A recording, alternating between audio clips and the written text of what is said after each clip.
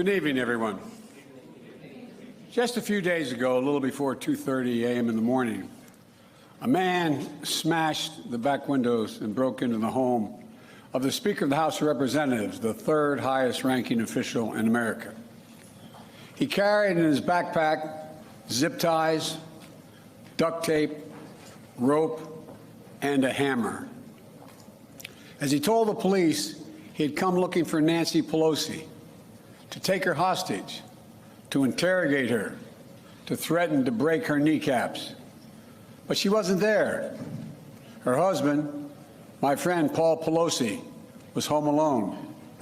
The assailant tried to take Paul hostage. He woke him up. He wanted to tie him up. The assailant ended up using a hammer to smash Paul's skull. Thankfully, by the grace of God, Paul survived. All this happened after the assault, and it's hard to even say. It's hard to even say. After the assailant entered the home asking, "Where's Nancy? Where's Nancy?" Those are the very same words used by the mob when they stormed the United States Capitol on January the 6th, when they broke windows, kicked in the doors, brutally attacked law enforcement, roamed the corridors hunting for officials, and erected gallows to hang the former Vice President Mike Pence. It was an enraged mob that had been whipped up into a frenzy by a president repeating over and over again the big lie that the election of 2020 had been stolen. It's a lie that fueled the dangerous rise in political violence and voter intimidation over the past 2 years. Even before January the 6th, we saw election officials and election workers in a number of states subject to menacing calls, physical threats, even threats to their very lives. In Georgia, for example, the Republican Secretary of State and his family were subjected to death threats because he refused to break the law and give in to the defeated president's demand, just find him 11,780 votes. Just find me 11,780 votes. Election workers like Shay Moss and her mother, Ruby Freeman, were harassed and threatened just because they had the courage to do their job and stand up for the truth, to stand up for our democracy.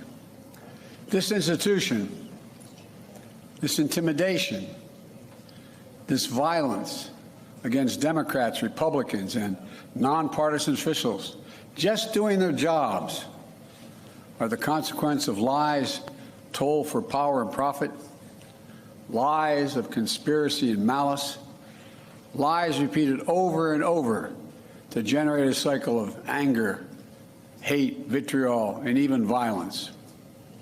In this moment, we have to confront those lies with the truth. The very future of our nation depends on it. My fellow Americans, we're facing a defining moment, an inflection point.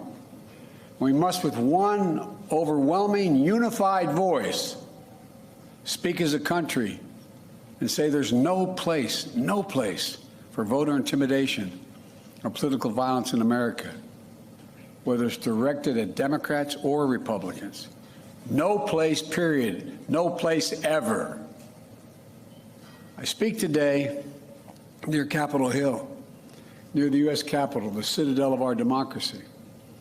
I know there's a lot at stake in these midterm elections, from our economy to the safety of our streets to our personal freedoms, the future of health care, Social Security, Medicare. It's all important. But we'll have our differences. We'll have our difference of opinion. And that's what it's supposed to be. But there's something else at stake. Democracy itself. I'm not the only one who sees it. Recent polls have shown that an overwhelming majority of Americans believe our democracy is at risk, that our democracy is under threat. They too see that democracy is on the ballot this year, and they're deeply concerned about it. So today, I appeal to all Americans regardless of party.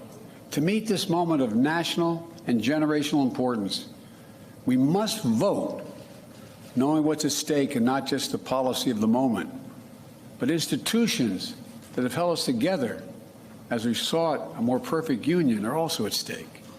We must vote knowing who we have been, what we're at risk of becoming. Look, my fellow Americans, the old expression, freedom is not free. It requires constant vigilance. From the very beginning, nothing has been guaranteed about democracy in America. Every generation has had to defend it, protect it, preserve it, choose it. For that's what democracy is. It's a choice, a decision of the people, by the people, and for the people. The issue couldn't be clearer in my view. We, the people, must decide whether we will have fair and free elections, and every vote counts. We, the people, must decide whether we're going to sustain a republic where reality is accepted, the law is obeyed, and your vote is truly sacred. We, the people, must decide whether the rule of law will prevail, whether we'll allow the dark forces that thirst for power put ahead of the principles that we've long guided us.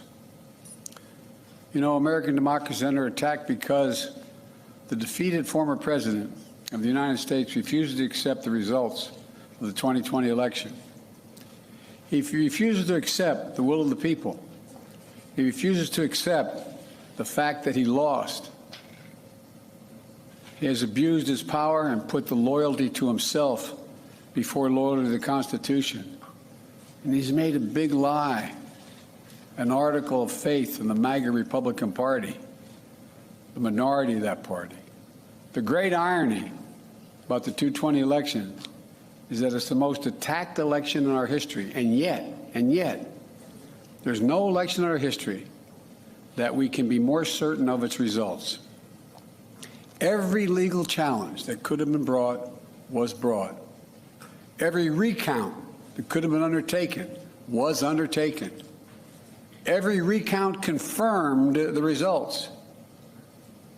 Wherever fact or evidence had been demanded, the big lie has been proven to be just that, a big lie, every single time. Yet now, extreme MAGA Republicans aim to question not only the legitimacy of past elections, but elections being held now and into the future.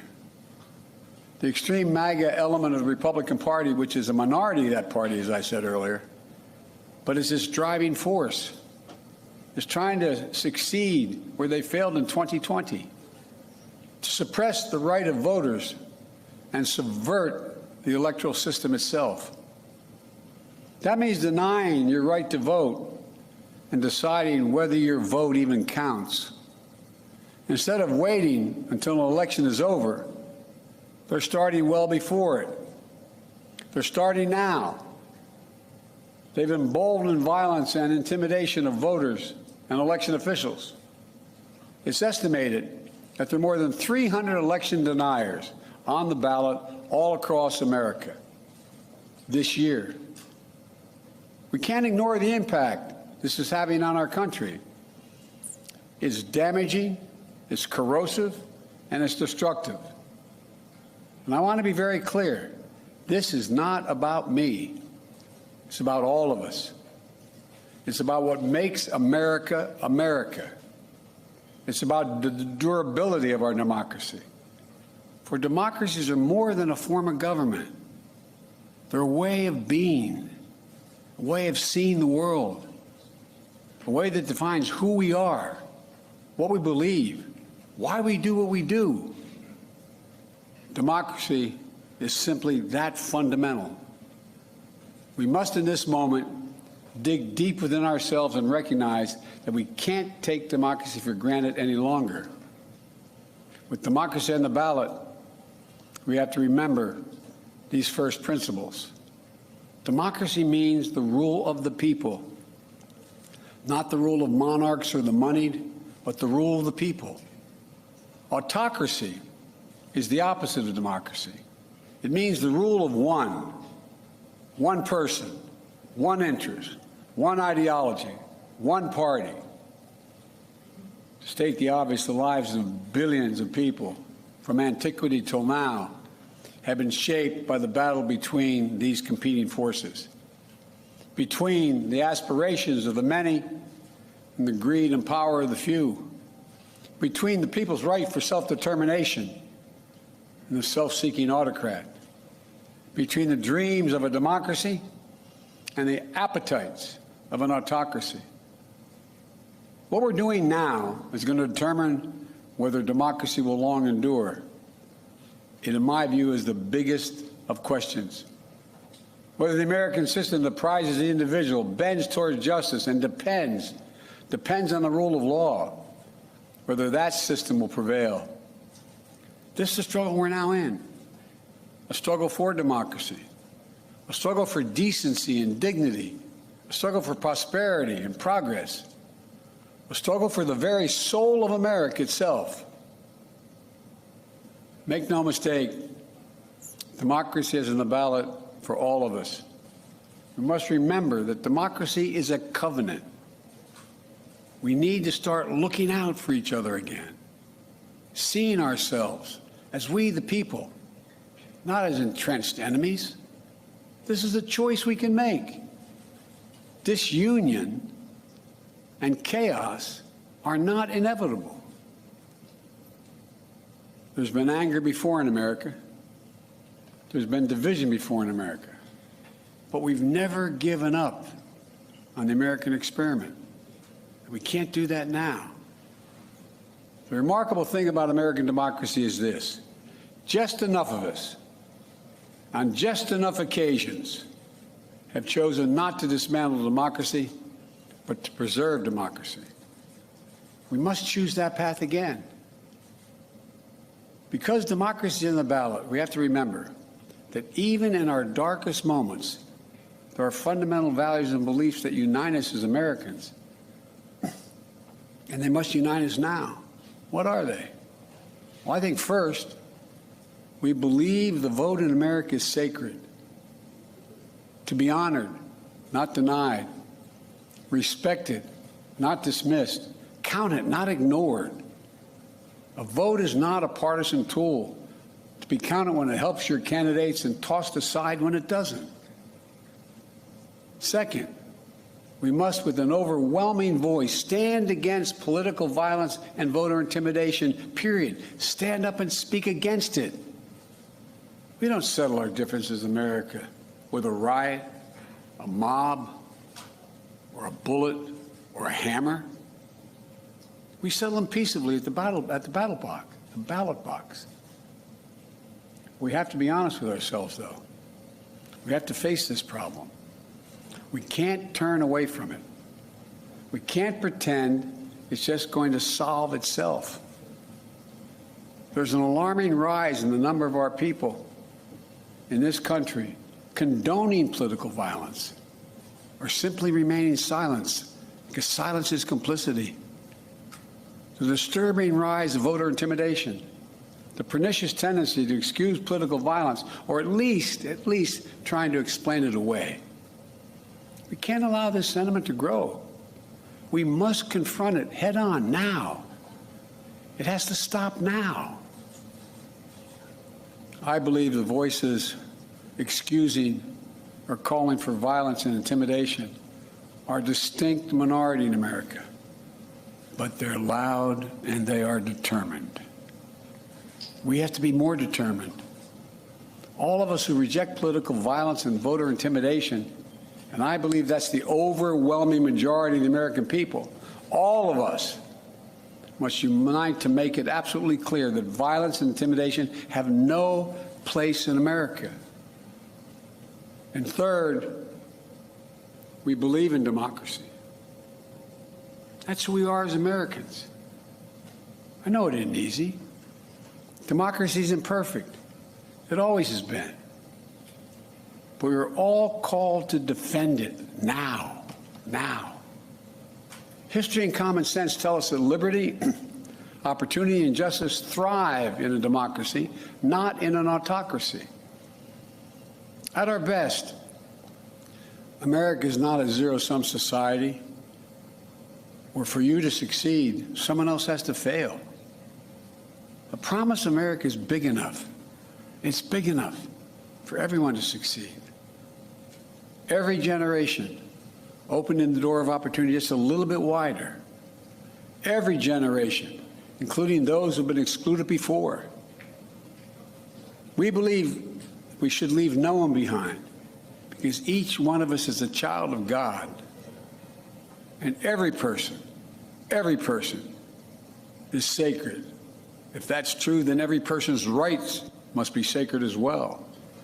Individual dignity, individual worth, individual determination. That's America. That's democracy. And that's what we have to defend. Look, even as I speak here tonight, 27 million people have already cast their ballot in the midterm elections. Millions more will cast their ballots in the final days leading up to November the 8th, excuse me. And for the first time, this is the first time since the national election of 2020, once again, we're seeing record turnout all over the country. And that's good. We want Americans to vote. We want every American's voice to be heard. Now we have to move the process forward. We know that more and more ballots are cast in early voting or by mail in America. We know that many states don't start counting those ballots until after the polls close on November 8th. That means in some cases we won't know the winner of the election for a few days, until a few days after the election. It takes time to count all legitimate ballots in a legal and orderly manner. It's always been important for citizens in democracy to be informed and engaged. Now it's important for citizens to be patient as well. That's how it's supposed to work. This is also the first election since the events of January 6th, when the armed, angry mob stormed the U.S. Capitol. I wish I could say the assault on our democracy had ended that day, but I cannot. As I stand here today, there are candidates running for every level of office in America, for governor, Congress, Attorney General, Secretary of State, who won't commit. They will not commit to accepting the results of election that they're running in. This is a path to chaos in America. It's unprecedented. It's unlawful.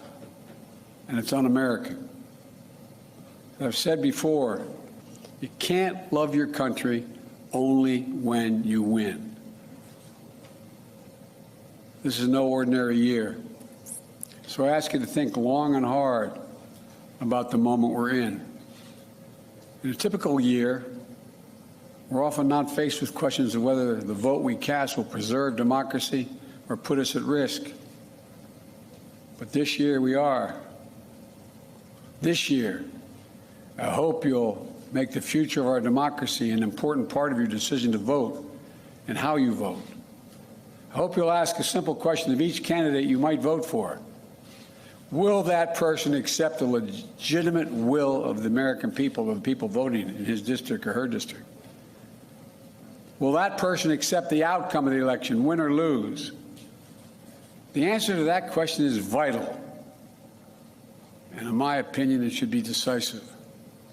On the answer to that question hangs the future of the country we love so much and the fate of the democracy that has made so much possible for us. Too many people have sacrificed too much for too many years for us to walk away from the American project and democracy. Because we've enjoyed our freedoms for so long, it's easy to think they'll always be with us no matter what. But that isn't true today. In our bones, we know democracy is at risk. But we also know this. It's within our power, each and every one of us, to preserve our democracy.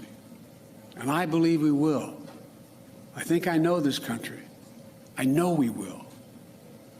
You have the power It's your choice. It's your decision. The fate of the nation, the fate of the soul of America lies where it always does, with the people, in your hands, in your heart, and your ballot. My fellow Americans, we'll meet this moment. We just need to remember who we are. We are the United States of America. There's nothing beyond our capacity if we do it together. May God bless you all. May God protect our troops. May God bless those standing guard over our democracy. Thank you, and Godspeed.